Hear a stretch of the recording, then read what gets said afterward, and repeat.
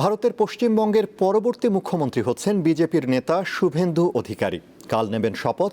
আজ নতুন বিধায়কদের নিয়ে বিজেপি নেতা ও কেন্দ্রীয় স্বরাষ্ট্রমন্ত্রী অমিত শাহ বৈঠক করে এই সিদ্ধান্তের কথা জানান। শুভেন্দু অধিকারীর শপথ অনুষ্ঠানে প্রধানমন্ত্রী নরেন্দ্র মোদী উপস্থিত থাকবেন।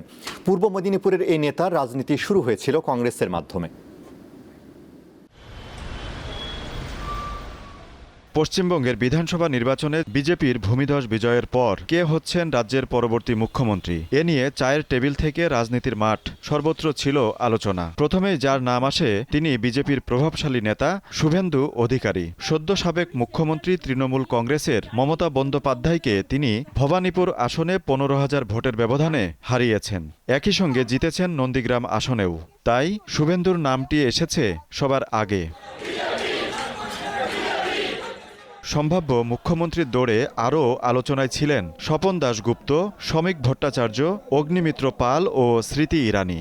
শুক্রবার দুপুরে বিজেপির 207 জন বিধায়ককে নিয়ে কলকাতায় দীর্ঘ বৈঠক করেন বিজেপি নেতা ও কেন্দ্রীয় স্বরাষ্ট্রমন্ত্রী অমিত শাহ। বৈঠকের পর অমিত শাহ সাংবাদিকদের জানান, আলোচনায় 8টি প্রস্তাব এসেছিল। সব প্রস্তাবে একটিই নাম ছিল। দ্বিতীয় নামের জন্য পর্যাপ্ত সময় দেওয়া হয়েছিল, কিন্তু তা আসেনি। তাই শুভেন্দু অধিকারীকে পশ্চিমবঙ্গের মুখ্যমন্ত্রী করার সিদ্ধান্ত হয়েছে।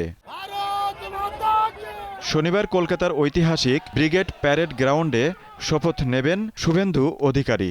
এ লক্ষ্যে নেওয়া হচ্ছে ব্যাপক প্রস্তুতি। জোরদার করা হয়েছে নিরাপত্তা।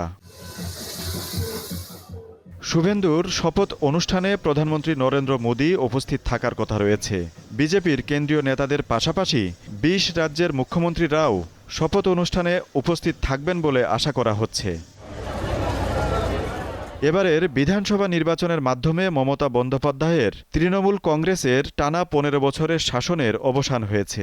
বিজেপির 207 আসনের বিপরীতে তৃণমূল পেয়েছে 80 আসন। ভোট হয়েছে 293 আসনে।